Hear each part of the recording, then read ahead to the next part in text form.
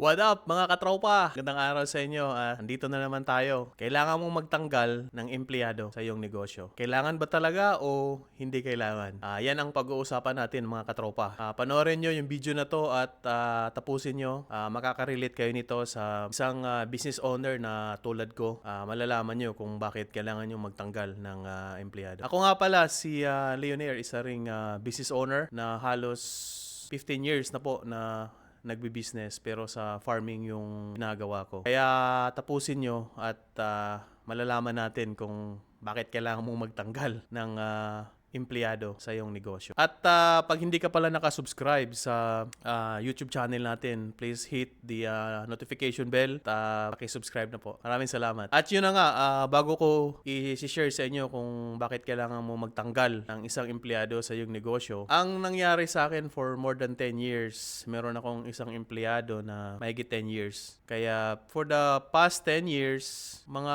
medyo hindi gumanda yung performance niya, tsaka nagiging problema na sa business ko. Siguro mga unang 2 taon, medyo maganda yung performance na pinapakita sa akin. Maganda yung tatrabaho niya, maganda yung pasok niya, maganda rin yung reporting niya. Kaya medyo tumagal siya.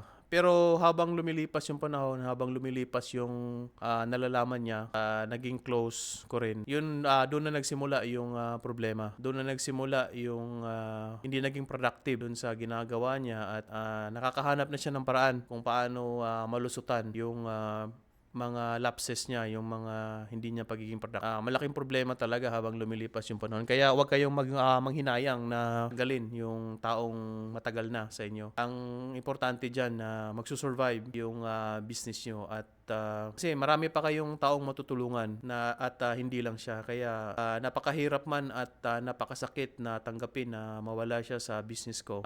Pinagdesisyonan ko talaga at nag-decide ako para sa sarili ko na kailangan na siyang tanggalin kasi hindi na productive, hindi na maganda yung takbo ng business ko. Kaya ayun, tinanggal ko at ngayon, nagtitrain ulit ako at gumagawa ng mga bagong strategy para mas mag-improve pa yung business ko. Hindi ako nang hinayang kasi sa isip-isip ko for more than 1 year, pinag-iisipan ko kung tanggalin ko ba talaga. Kasi siya lang yung inaasahan ko pero kailangan talagang tanggalin. So huwag kayong manghinayang na magtanggal ng tao kasi kung ang makaka-apekto naman sa sustainability ng negosyo nyo, tanggalin nyo. Yun ang natutunan ko for more than 10 years at nag-decide talaga ako para sa sarili ko na kailangan kong tanggalin. Kasi yung business ko naman, yung mababangkarote, yun ang kapalit yun. Ang pagtatanggal ng isang empleyado ay napakahirap. Kasi nga, kung nakaka-epekto naman ito sa kaayusan, tsaka yung pagiging productive ng isang negosyo, kailangan mo talaga siyang tanggalin kahit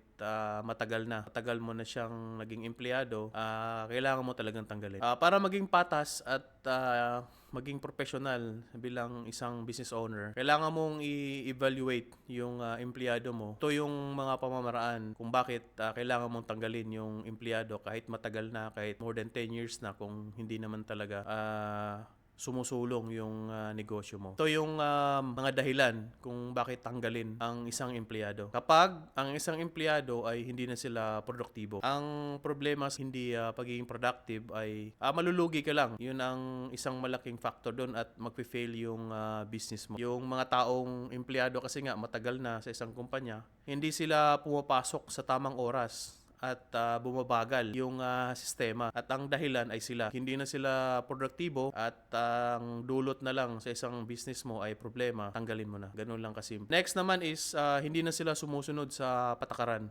Nagsasabi ka na ito ang gawin mo pero marami silang alibay, marami silang excuses, marami silang kuno dire, kuno dito. Kaya kailangan mo na sila talagang tanggalin kasi nga lalo na sa palagi silang absent. Yun ang problema doon kasi nga iniisip nila na ito matagal na ako sa kumpanya, yung boss ko tiwala na sa akin kaya hindi ako tatanggalin ito. Kaya nga unang-una dyan is bigyan mo sila ng verbal warning na pag ginawa mo to tatanggalin ka talaga. Pero ang ginagawa ko noon is binibigyan ko talaga sila ng 3 or 4 times na mga violations bago ko sila tanggalin para maging patas naman tayo at makatarungan na sumusunod pa rin tayo sa ethics ng ang problema din dyan is yung paglabag sa ethics ng kumpanya. meron akong empleyado din na palagi nang bubuli nun sa mga bago tsaka mga kasamahan niya sa trabaho. Kaya nagiging problema na rin yun. Yung pakikisama niya, parang siya yung naging hari dun sa workplace. Kaya isang malaking problema yun. Kaya dahilan yan na para i-terminate mo yung ganong klaseng empleyado. Habang tumatagal,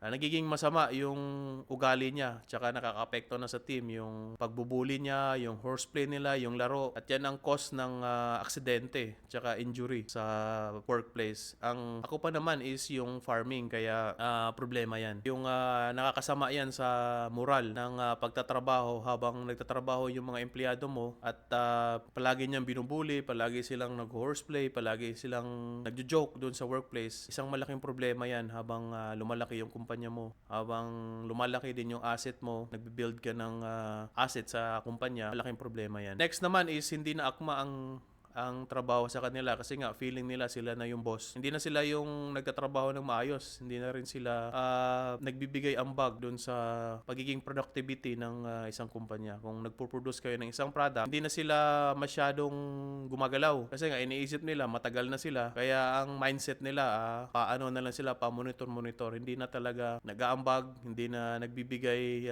learning at hindi na rin sila nagtitrain ng mga tao. Kaya nga tanggalin mo na talaga. At next naman, yung hindi na nila ginagawa ng maayos yung trabaho nila. Na lang, ang tawag dyan is pa-placing na lang. Kasi matagal na nga sa trabaho, ang mindset nila, ay ngayon wala si boss, kaya relax tayo ngayon. Yun ang mindset. Pag yan ang mga factor na kailangan mo talagang tanggalin. Yung mindset na pa-placing na lang. Pag andyan si boss, yun, nagpapakita na masipag. Pero pag wala na naman si boss, yun, ang ginagawa nila is patulog-tulog, pa-relax, pa-cellphone.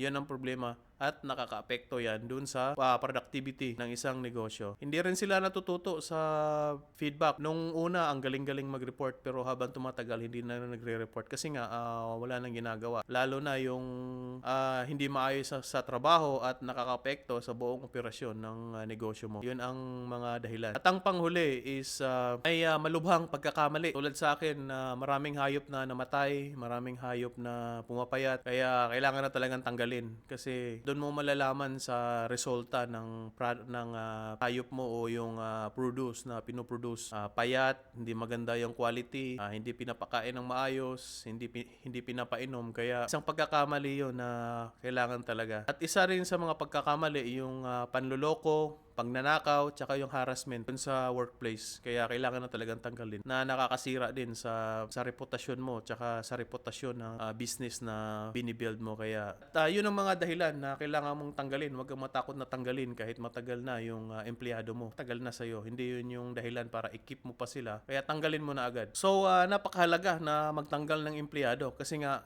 ang tamang tao ay dapat nasa tamang posisyon. So, pag hindi na siya akma dun sa posisyon niya, kaya kailangan mo na siyang tanggalin. At malaki na yung financial loss mo dun sa business mo. Kaya kailangan mo na siyang tanggalin. Para lang protektahan yung mga ibang empleyado sa negosyo mo para hindi sila mahawa dun sa negativity na binibigay niya. Para maging mas kalidad yung produktong ginagawa mo, yung produkto meron kang quality, hindi rin nakaka-apekto yun dun sa ibang department. Kaya kailangan mo na siyang tanggalin. Kaya napakahalaga na magtanggal ng isang empleyado. Pero dapat makatarungan ka, dumadaan din sa proseso. Binibigyan mo sila ng verbal warning. Pwede bigyan mo sila ng written warning na naaayon din sa kanilang karapatan. Ang nilalabanan natin dito ay yung mga tamad at mapang-abuso ng mga empleyado. Kaya kailangan talaga natin silang tanggalin para mas maging produktibo yung ating mga negosyo. Hindi tayo mababangkarote, hindi magpe-fail. At hindi lang yan, nilalabanan din natin yung mga taong mapagsamantala. Yung mga taong nagiging manluloko, nagnanakaw na sa isang kumpanya. At hindi lang yan, binibigyan natin ng chance yung ibang tao naman na makapagserbisyo sa'yo at magkaroon din ng magandang buhay. So, kasi hindi lang naman siya yung tao sa mundo. Kailangan din nating bigyan ng oportunidad yung mga bagong empleyado na pumapasok sa negosyo mo para mas maganda rin yung quality na buhay na mabibigay mo sa kanila. So pakawala natin, tanggalin natin, i-terminate natin yung mga taong problema sa isang kumpanya. Isa lang yung paniniwala ko kasi ang belief ko talaga is ikaw ay isang empleyado, ikaw ay nagbibigay halaga sa isang kumpanya, nagbibigay ka ng kontribusyon, ambag sa isang kumpanya. Bago ko tapusin yung video na to, isa lang yung paniniwala ko, kabayan, na kailangan ang bawat Pilipino ay merong pangarap, disiplina at diskarte. At sa pamamagitan yan, aasenso ka Pinoy. See you on the next vlog.